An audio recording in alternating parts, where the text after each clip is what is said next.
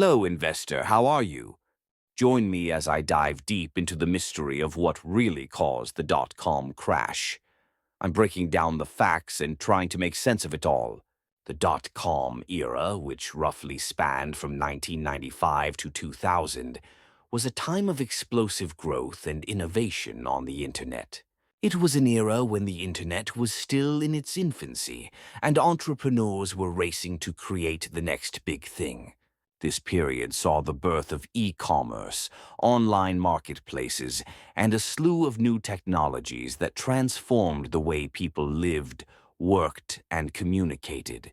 Companies like Amazon, eBay, and Yahoo emerged as pioneers, changing the game and capturing the imagination of investors and consumers alike. As the dot-com era progressed, the challenges that would eventually lead to its downfall began to take shape. One major issue was the overvaluation of tech stocks, with many companies seeing their stock prices skyrocket to unsustainable levels. The business models of many dot-com companies were also unsustainable, with companies burning through cash at an alarming rate and showing no clear path to profitability. Furthermore, the frenzy surrounding the dot-com era led to a lack of scrutiny from investors, with many people investing in companies without fully understanding their financials or business models. The result was a perfect storm of speculation and hype that would eventually come crashing down. Investor sentiment played a huge role in the lead-up to the crash, with many people caught up in the excitement of the dot-com era and investing in companies with little more than a clever idea and a slick pitch. The media also played a significant role, with stories of overnight millionaires and tales of astronomical stock price gains fueling the hype.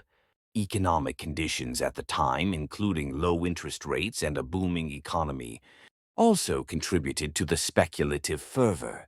As the dot-com bubble grew, it became increasingly clear that something was amiss, but it was difficult for many people to predict just how far the bubble would stretch. The crash of the dot-com era was a spectacular event, with the Nasdaq Composite Index, which was heavily weighted with tech stocks, peaking in March 2000 and then losing nearly 80% of its value over the next 2 years. Many companies saw their stock prices collapse, wiping out billions of dollars in investor wealth. More than 50% of dot-com companies failed. Thousands lost jobs, but not everything was destroyed. Survivors companies like Amazon, Google, and eBay learned from the crash. They built strong business models and became giants of today's digital world. The dot-com bubble teaches us something important. Hype doesn't equal success. A company needs real profits, not just big promises. And even the biggest boom can burst. Companies like Pets.com and Webvan.com, which had been hailed as the next big thing, went bankrupt, leaving investors with nothing. The impact was felt far beyond just investors, as many companies that had been built during the dot-com era were forced to shut down or drastically scale back their operations. The dot-com crash served as a valuable lesson in the dangers of speculation and the importance of fundamentals in investing. It showed that companies need to have sustainable business models and a clear path to profitability. People invested heavily even in companies that had no real business model or earnings, only big promises. Tech and internet companies' stock prices jumped extremely fast. The Nasdaq index rose from around 1,000 to 5,000 in just a few years. First time I create a video on scam that destroy human, hard-earned money, emotion, and trust. Please like, share, subscribe, and comment which part you like most and help me to grow.